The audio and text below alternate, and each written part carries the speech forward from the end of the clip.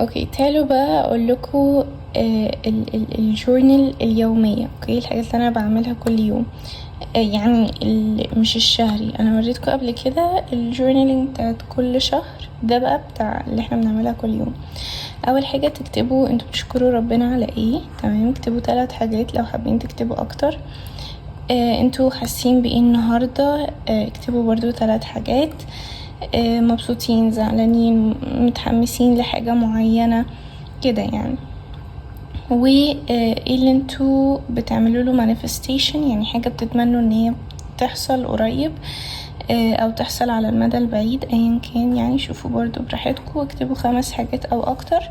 والتوب جولز بتاعتكم للنهاردة، شوفوا يعني هي شبه تو ليست شويه. اوكي، يعني بدل ما تكتبوا تو ليست في ورقه ومش عارف ايه وكده، فكلهم في مكان واحد. اكتبوا حاجه شبه تو ليست كده.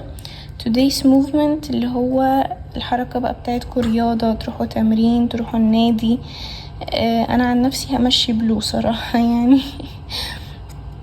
والبودكاست لو انتوا بتحبوا تسمعوا بودكاست، وافرميشنز اللي هي التوكيدات ان انتوا بتقعدوا تقولوا لنفسكوا صفات تفكروا نفسكوا بيها. وعن الصلاة، ال5 صلوات برضو. فده المفروض يعني بنعمله كل يوم عشان نرتب افكارنا كده، ونبقى عارفين احنا عايزين نعمل ايه في يومنا.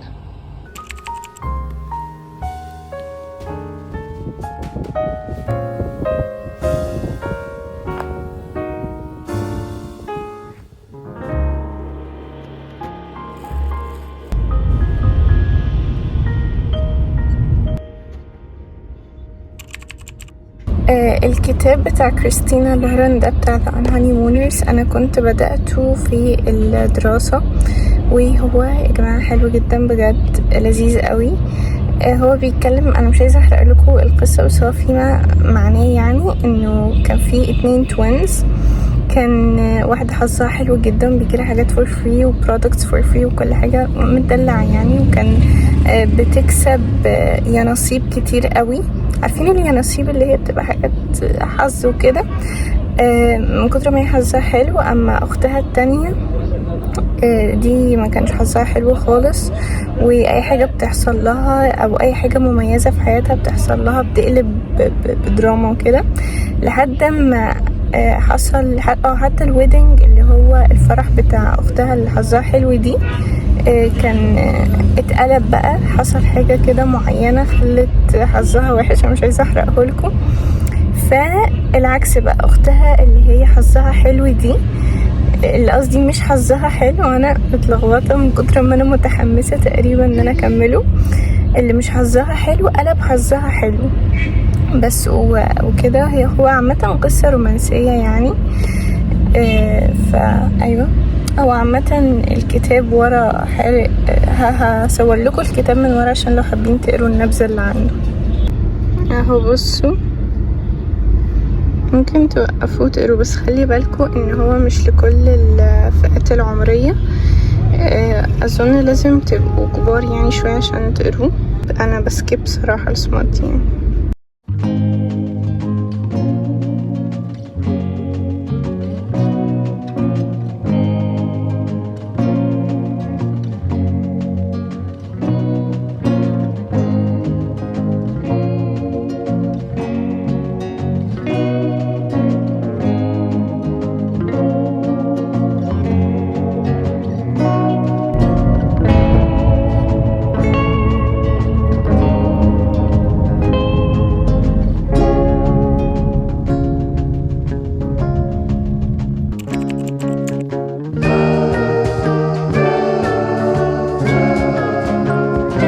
المايسلر ووتر بتاعتي كانت خلصت، فانا قلت ان انا اعمل واحدة يعني ميك اب ريموفر، بس ما اعتقدش ان هو في نفس الانجريدينتس بتاعت المايسلر ووتر، بس نجرب يعني. هو المفروض يبقى فيه مية و اي فيس ووش و كوكونات اويل او زيت زيتون، يا ده وتقريبا حاجات تانية. بس الاول هروح اعملها من مية فلتر وهرجع تاني.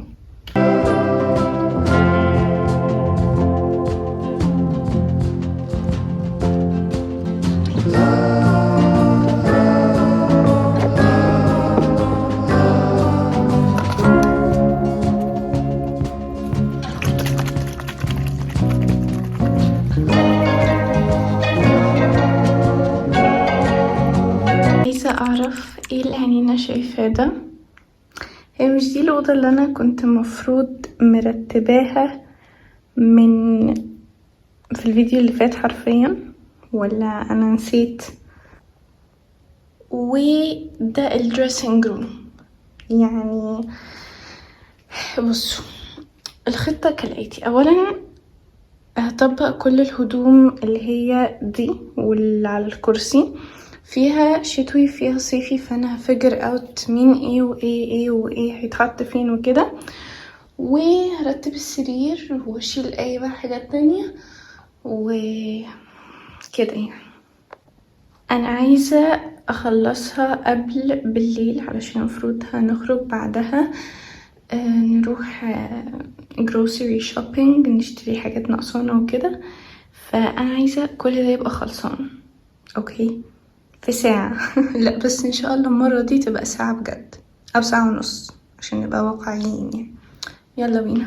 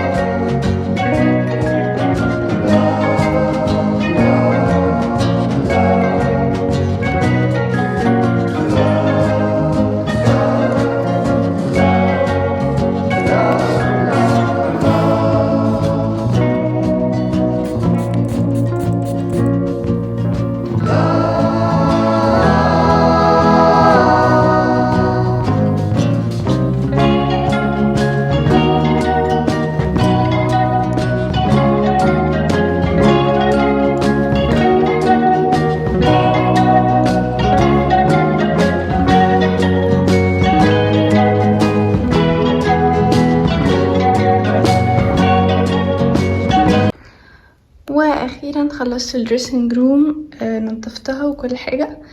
لو انتوا بتتساءلوا ايه الشيء الغريب المريب ده، دي زعانف السباحة بتاعتي. هي مش باينة اوي بس هي لونها اسود وشكلها غريب اوي. بقالي كتير ما روحتش صراحة تمارين السباحة، بس hopefully اروح الاجازة دي ان شاء الله. ده الوضع لحد دلوقتي اوكي. باقي مكتب الهدوم والسرير واللي جنب السرير كومود والارض، بس كده نكون خلصنا. دلوقتي انا مش لاقيه دي راحت فين، يعني انا عايزه اعرف راحت فين.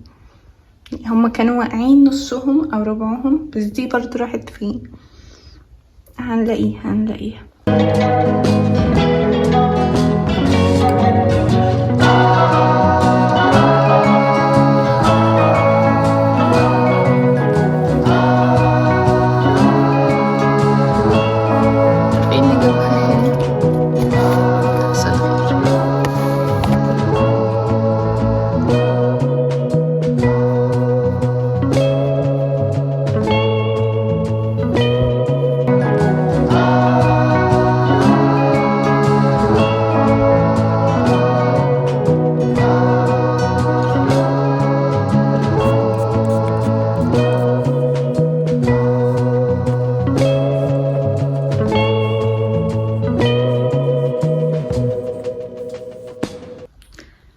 ده بعد ما رتبت السرير.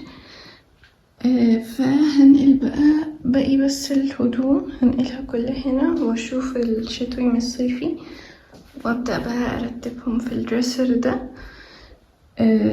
انا بحط فيه هدومي عامة. بس ودي اخر حاجة، باقي كله اتعمل تقريبا، والدريسنج وكل حاجة، باقي بس الهدوم. اوكي، طبقت كل الحاجات اللي ورا ده الشتوي، دول صيفي عادي. بس وهحطهم بقى مكانهم.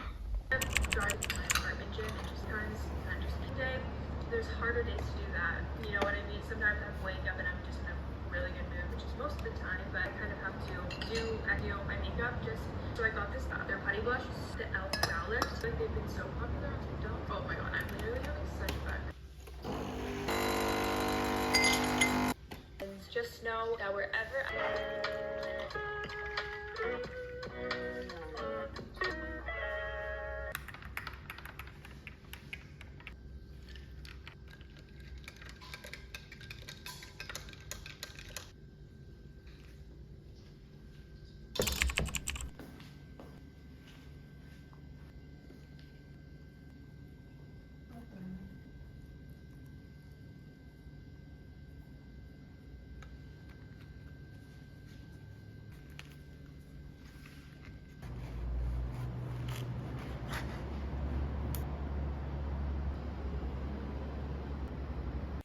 المفروض ان احنا هنخرج نروح نجيب شوية طلبات نتسوق يعني، فتعالوا اخدكم معايا.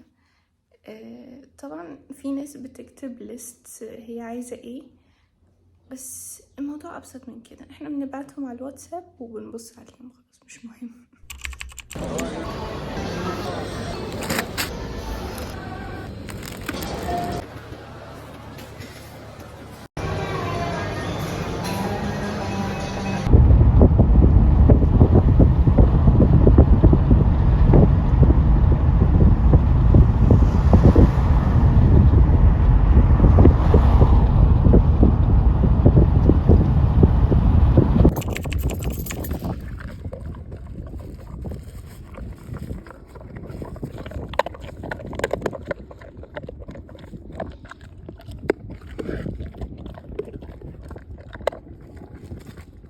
لا ما فيش ديب، ما تخافيش.